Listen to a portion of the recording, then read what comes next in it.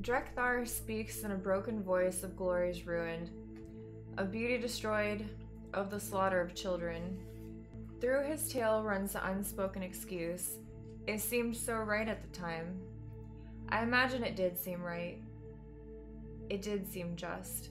I can only pray to the ancestors that I am never placed in the same position as my father, torn between what I know is right in my heart and the defense of my people. It is why I continue to strive to uphold the tenuous peace between us and the Alliance, because few offenses and insults in this or any other world are sufficient to warrant the slaughter of children. Later, Duratan would wonder how the city of Telmore had received no advance notice of a wave of mounted orcs. He would never be able to speak with the Draenei to find out. He could only assume that the Draenei were so certain in their illusionary camouflage that the idea that it could be breached never occurred to them. The quiet air was rent with the sound of war cries and wolf howls as the riders stormed the streets in the city.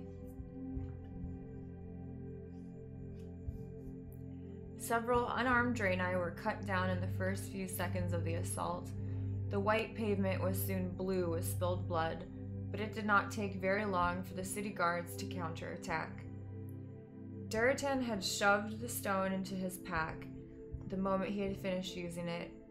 It would join the red and yellow stones he had taken from Valen. He mounted quickly and rode with grim determination, his axe at the ready. While he had made his own private vow that he would not attack an unarmed foe or a child, he had also made his choice, and was prepared to kill or die for it. The first wave flooded the city. A river of orcs forked into streams, pouring into the large spherical public buildings that branched off to either side of the main street, surging up the wide stone steps. The warlocks brought up the rear. Their creatures were silent and obedient, save the small ones that muttered constantly under their breaths. They waited for the right moments to bring down the rain of fire, the bolt of shadows, the various curses of torment. The warriors emerged covered with blood, their boots tracking it down the wide steps as they continued on to the next building, and the next. The Draenei guards were in the streets now, casting their own magics. Duratan turned in his saddle, barely in time to deflect a blow from a sword that blazed with blue energy. The sword clanged against the head of his axe and jarred his arm to the bone. But that was nothing compared to the shock he felt at recognizing his attacker. For the second time, he and Restallon were meeting in battle. Duratan had spared Valen, and in return, Restallon had spared him when he was helpless before the Draenei warrior. Duratan saw recognition in the other's eyes, and those glowing blue orbs narrowed. All debts between them were paid. This time, there would be no quarter given on either side. Restallon cried something in his musical tongue. Instead of attacking again, he hauled Duratan from his saddle. Duratan was taken by surprise, and before he knew what was happening, he lay on the ground before his enemy. He reached for his axe as Restallon swung his sword, thinking even as his fingers closed about the hilt that he would not be swift enough. Night Stalker, however, was trained almost as well as the orc who rode him. The instant the wolf felt his rider leave his back, he whirled on Restallon. Huge teeth crunched down on the Draenei's arm. Had it not been for the protective armor Restallon wore, his arm would have been severed instantly. As it was, the pressure was enough to cripple him and make him drop the sword. With a grunt, Duratan swung his axe as hard as he could. It slammed into Restallon's midsection, its keen edge cleaving through the armor to bite deep into his flesh. Restallon fell to his knees, his useless arm still held fast by Night Stalker's teeth. The white wolf bit down harder, growling, and started worrying the Draenei's arm as if it were a small animal. Within moments, the wolf would rip it off. Blood gushed from the wound in Restylon's side. He made no sound despite the agony he must be enduring.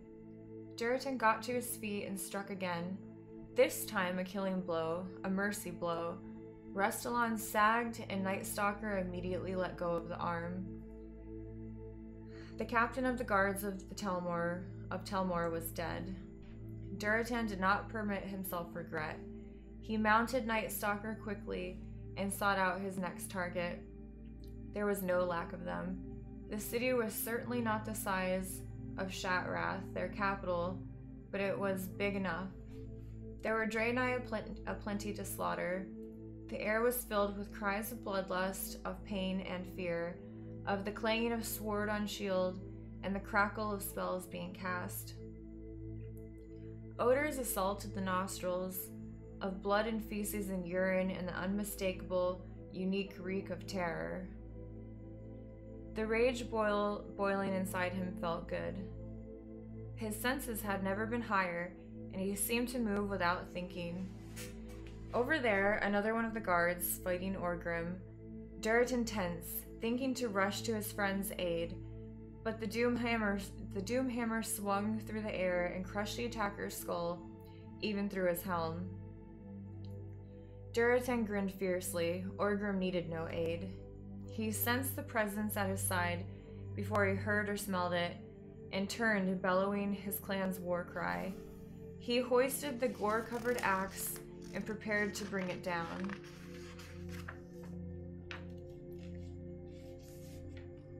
The child was barely out of puberty, but she seemed in fury as she tore with bare hands at his armored leg.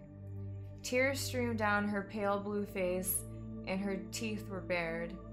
Blue blood, too much of it to be her own, saturated her dress so that it clung to her body. She pounded futilely at him, her tear-filled eyes burning with pain and righteous fury. For a horrible second, she seemed to be the same girl that Duratin and Orgrim had encountered years ago. That could not be. Surely that girl was a woman grown now, or was she? But it did not matter. It was a female child who bravely and stupidly was attempting to attack a mounted orc warrior with her bare hands. It was with an enormous effort that Duratin halted the axe in mid-swing. He would not harm a child. That was not the code. That was not the way of the orcs. Suddenly the girl froze, her eyes widened. She opened her mouth and blood gushed forth. Duratin's gaze dropped from her face to her chest, and he could see the spear point tenting the blood-soaked fabric. Before Duratin could react, the shattered-hand orc who had slain the girl shoved the spear to the side, forcing the body to the earth. He put one booted foot on her shoulder, grunting. He pulled loose the spear and grinned up at Duratin. "You owe me one, Frostwolf," the orc said, then vanished into the close-pressing crowd of slayers and victims. Duratin threw back his head and cried his agony to the ancestors. On surged the orcs, leaving corpses in their wake. The vast majority of the dead were Draenei, but here and there a brown body of a fallen orc could be seen. Some of the orcs who fell yet lived, crying out for aid, but their pleas fell on deaf ears. Shaman could have healed them with spells, but apparently warlock magic did not embrace the healing arts. So they lay where they had fallen, some wheezing out their last breaths next to the Draenei they had slain, while the unstoppable tide poured forward. They followed the road through the foothills, entering each building as they went, and slaughtering anyone they found. No doubt some Draenei had hidden, Duratin thought, and prayed they would not be found. He did not think that prayer would be answered. Once the first round of slaughter had been completed, there would be the looting and the search for those who had escaped the first assault. He knew it had been planned thus. They had reached the largest building yet, the one that sat highest on the mountain, and Duratan recognized it immediately. It was the Magister's seat, where he and Orgrim had had dinner with the prophet. Bitterly, he thought that Valen was not much of a prophet if he had not foreseen this black moment. Night Stalker raced up the steps, and Duratan could not help himself. He craned his neck and looked over his shoulder, back down toward the city as he had done the first time he had climbed these steps on his own 2 feet.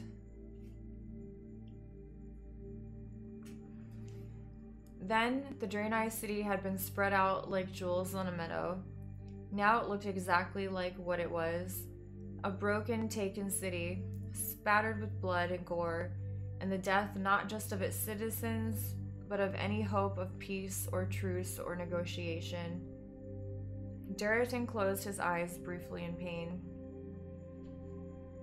"I am proud of my people and our city," Restallon had said to Duratan. Restallon, who lay dead and stiffening on the white street, along with countless other Draenei. "We have worked hard here. We love Draenor, and I never thought to have the chance to share it with an orc. The ways of destiny are strange indeed." Stranger than either orc youth or Draenei guard could have imagined. The rooms that had made 2 orc youths feel slightly penned in years ago now seemed utterly claustrophobic when crammed with adult orc warriors by the dozens. Most were empty. There had been time for an evacuation of all but those who had sworn to die in service to their city. And die they did, the guards who attacked them now. The beautiful, ornate furniture was used as weapons, brought crashing down upon Draenei heads, the breakage adding to the thrill of the fight. Orcs punched holes in the smooth, curving walls for the sheer pleasure of it.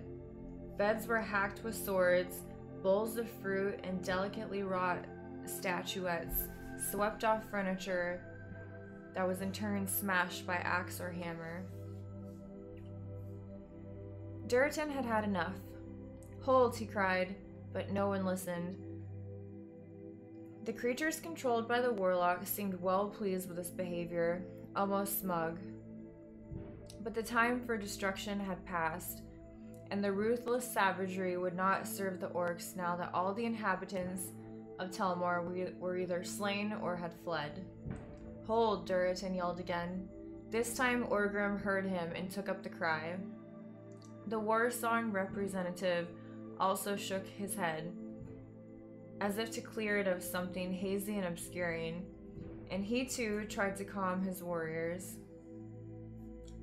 Drekthar, back with the other warlocks, had not become as lost in bloodlust as the others, and he was able to stop the others from casting spells.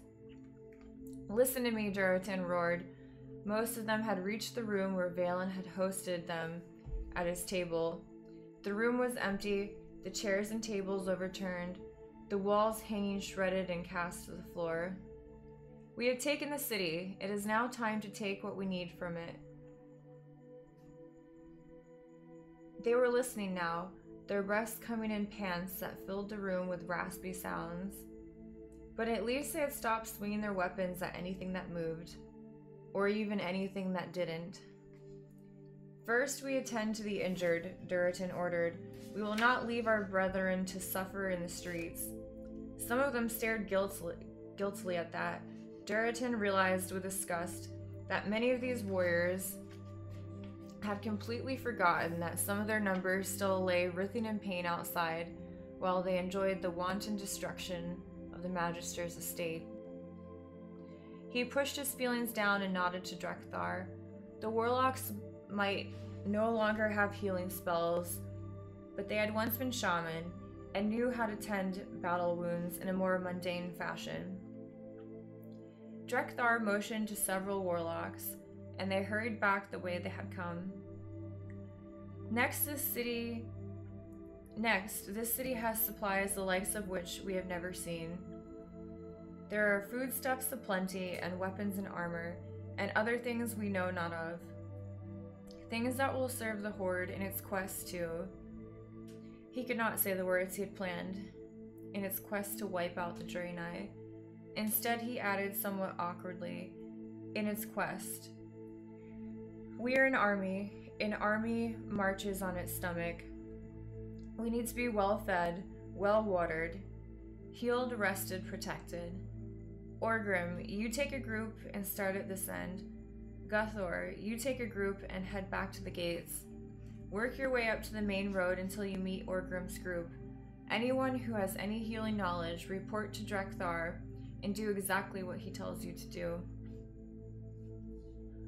What of any Draenei we find alive? Asked someone.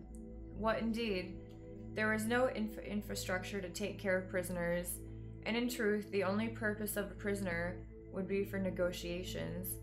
Since it had been made quite clear that the sole purpose of the Horde was total extermination of the Draenei race, there was no reason to host prisoners.